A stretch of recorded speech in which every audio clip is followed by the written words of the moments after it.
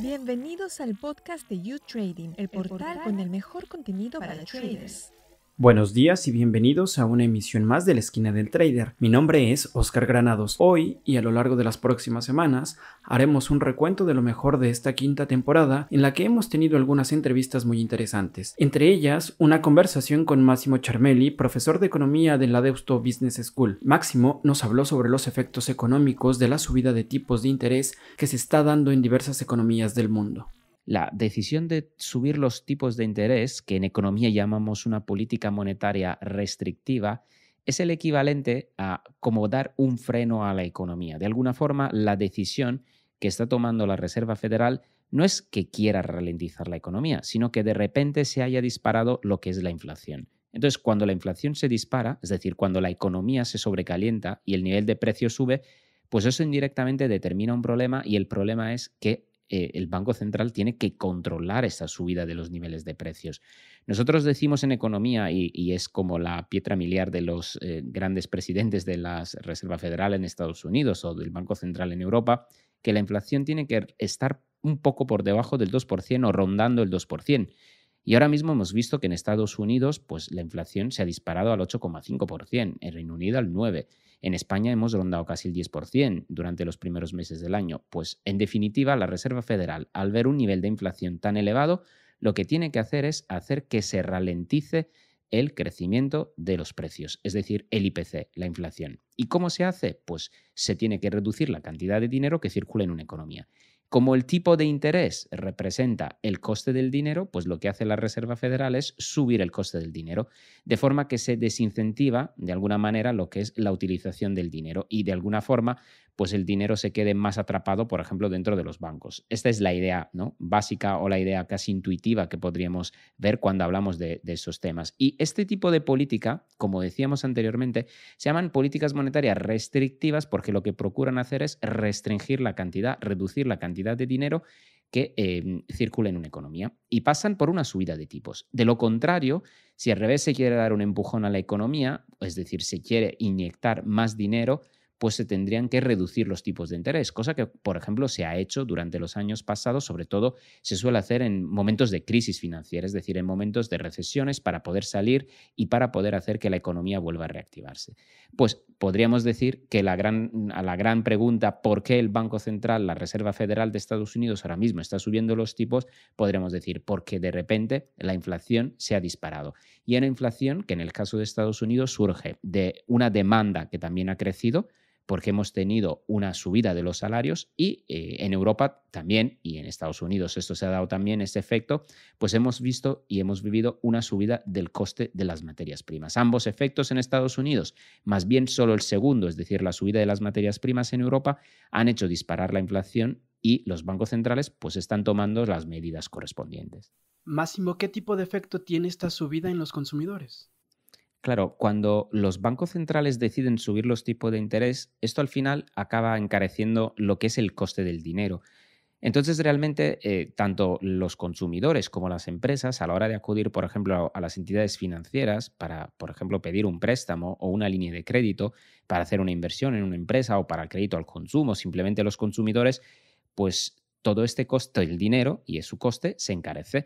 Entonces podríamos decir que el primer efecto de una subida de los tipos afecta a los consumidores a través del encarecimiento del coste de dinero y por ende de los préstamos. Podríamos decir también que tiene repercusiones en las hipotecas, porque de alguna forma, y eso ya lo empezamos a ver en los mercados, incluso antes que los bancos centrales actúen, es decir, tomen decisiones de subir los tipos de interés, lo que es el coste del dinero al que se intercambian las entidades financieras, el dinero entre ellos, que por ejemplo en Europa está determinado en el Euribor, es el Euribor el que mide básicamente el coste al que se intercambian el dinero las entidades financieras, empieza a subir. Y con la subida de los tipos de interés por parte de los bancos centrales, ese efecto es conjunto. Es decir, por un lado de por sí el mercado empieza a descontar que va a haber una subida del coste del dinero, pero cuando esta subida se realiza, el coste del dinero se materializa incluso y la tendencia es a que suba un poco más. El resultado final, que las hipotecas, sobre todo las hipotecas de tipo variable, ¿no? Que se fijan, se anclan a lo que es el Euribor, pues se verán afectadas más negativamente para el consumidor, es decir, será más caro poder financiarla, ya que la parte del Euribor será más alta y la parte que está estipulada con el banco pues se quedará fijo. Pero imaginaros que antes era un 0% más el 1% de valor por encima del Euribor, pues si el Euribor sube el 1%, a este 1% habrá que sumarle el otro 1% que teníamos antes y el efecto sería que realmente duplicaría el coste de las hipotecas. En una palabra, se encarece el coste del dinero y eso tiene un efecto de que los consumidores claramente empiezan perdiendo poder adquisitivo.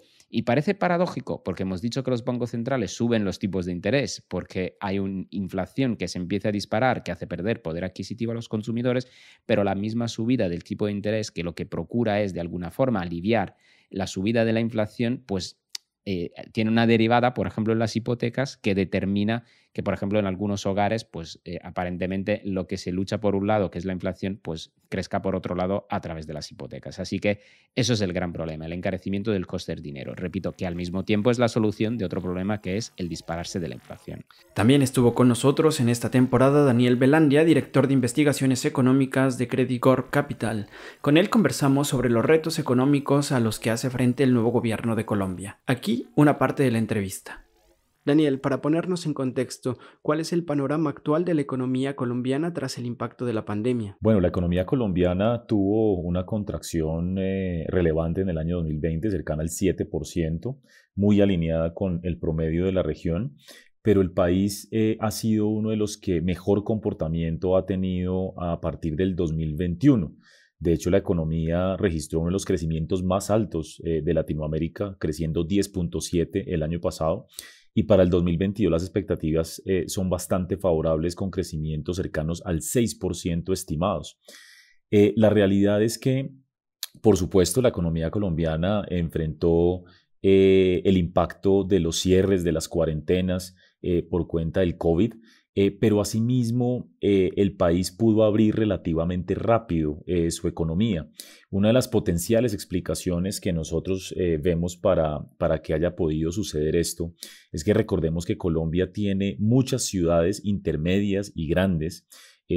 Contrario a otros países de la región, la capital representa mucho menos del 40% de la economía. En el caso colombiano, Bogotá es solamente el 27% del PIB del país, y eso implica que el COVID se manejó de manera diferenciada entre regiones dependiendo del comportamiento de la pandemia.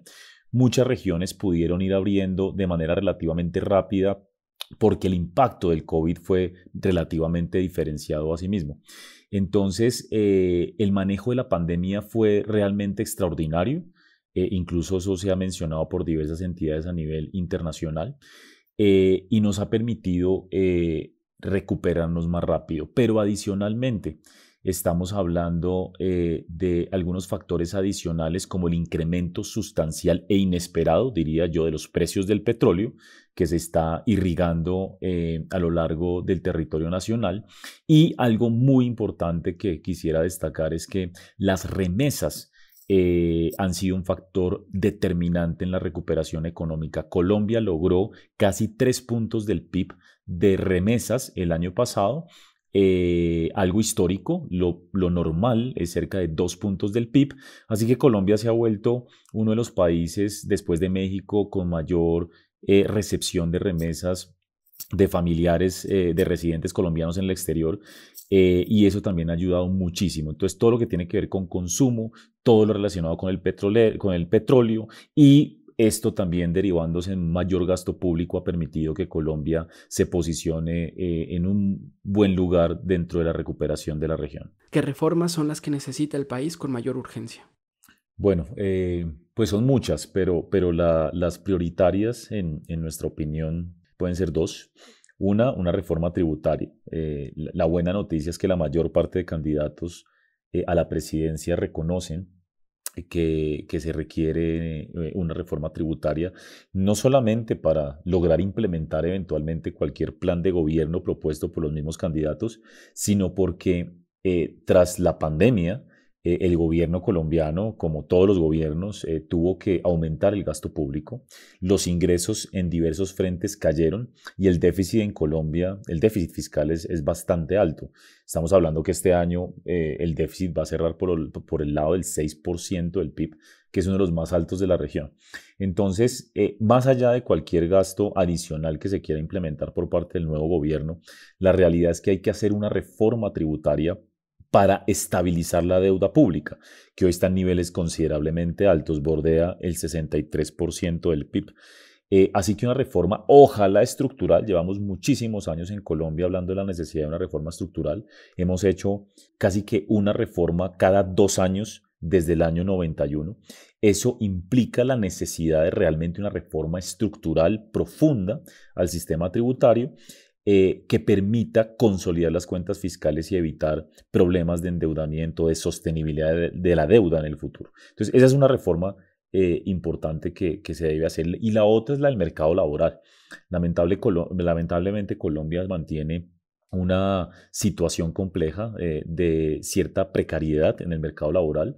Alrededor de la mitad de los trabajadores colombianos son informales, no tienen acceso a seguridad social, no tienen acceso inclusive al sistema financiero para tomar deuda. Y por supuesto esto genera muchas ineficiencias. Durante muchos años se ha hablado de varias propuestas, pero políticamente ha llegado a ser muy complejo aprobarlas. Así que definitivamente en un ambiente donde Colombia tiene una tasa de pobreza del 40%, es impresionante, muy alta, el 40% de la población es pobre y la mitad de la población es informal en el mercado laboral, definitivamente tiene que hacerse algo con el mercado laboral para lograr equilibrar las cargas de ingresos en el país y mejorar las condiciones de vida de las personas en Colombia que están enfrentando problemas de ingresos. Este primer resumen lo terminaremos con una parte de la conversación que tuvimos con James Salazar, analista de la institución financiera mexicana Cibanco. James nos habló de los vaivenes de la cotización del peso mexicano frente al dólar estadounidense. James, ¿de dónde viene la cotización del peso mexicano frente al dólar? Sí, esa es una muy buena pregunta, Oscar. La realidad es que hay que recordar aquí que en marzo del 2020, cuando empezó a alarmarse el mundo entero, la OMS declarándolo como una pandemia, el tema del SARS-CoV-2 y con la enfermedad de COVID-19, pues la moneda mexicana fue de las más depreciadas o de las más presionadas en su momento. Ahí por ahí del 23 de marzo alcanzó su peor nivel, llegando o superando los 25 pesos por dólar. Ni con las implicaciones con Trump en su momento en Estados Unidos había provocado tanta presión en la moneda. Y desde entonces, a raíz de una serie de eventos, ha recortado prácticamente todas las pérdidas. Se ha recuperado cerca de 30% la moneda y actualmente vemos una cotización incluso por debajo de los 20 pesos por dólar. Todavía no en los niveles que se tenían antes de la pandemia, que en promedio andaba alrededor de 19, 20, pero muy cerca de ellos. Entonces, digamos que en ese sentido, así como fue una de las más afectadas por el tema de los confinamientos a nivel mundial, incluyendo los confinamientos en nuestro país, ha sido la que más rápido se ha recuperado de ello. Entonces, en este periodo, digamos que al día de ayer, desde marzo del 2020, pues, ha recortado se ha apreciado cerca de 30%. James, por último, ¿cuáles son tus expectativas para este cierre de año? Sí, digamos que todavía vemos margen para que el peso mexicano se mantenga relativamente fuerte, quizá todo verano, pero va a llegar un momento, y esto es la expectativa que tenemos, en que a cierto nivel de la tasa de interés en Estados Unidos, porque la Reserva Federal tiene sus planes de seguir subiendo tasas de interés y muy probablemente en las reuniones de junio y de julio van a subir 50 puntos base, que si llega a superar el umbral de los 2%, la tasa de fondeo, ahorita está en 1%, ahí sí esperaríamos un reacomodo o un reajuste de portafolios mucho más importante. ¿A qué me refiero a esto? Ya ahí sí puede haber cambios en perspectiva de rentabilidad. Ahí sí ya muy probablemente convenga, o a muchos fondos de inversión les va a convenir tener dentro de su portafolio, dentro de su balance, activos denominados en dólares, o sea, sobre todo bonos del tesoro. Y eso, sin duda, pues le va a terminar pegando a la mayoría de las monedas de economías emergentes y entre ellas al peso mexicano. Entonces, por ese solo elemento, manteniendo relativamente todo lo demás constante, o sea, que el tema de la guerra incluso pueda extenderse y en determinado momento se concluya una vez que que Rusia se apodere del tema de, bueno, ya con sus planes, que es adueñarse de Donbass por lo menos, es el asunto de que no haya rebrotes fuertes de COVID, pues muy probablemente vayamos a ver una ligera depreciación, ¿no? ¿Eso qué significa? Pues que el peso se pueda presionar hacia los 21 pesos por dólar, hacia finales de año. Tampoco nada como para preocuparse, pero sí con los niveles que traemos ahorita, pues es un poquito más de un peso. Entonces es una ligera depreciación, sobre todo por el tema de que la Reserva Federal, con esta estrategia de seguir subiendo y un endurecimiento de la política monetaria, a cierto umbral ya hace más atractivo inversiones en dólares. Muchas gracias por escuchar este episodio. Se despide de ustedes Oscar Granados. La próxima semana, no lo olviden, tendremos un nuevo resumen de lo acontecido en la quinta temporada de La Esquina del Trader. Hasta entonces.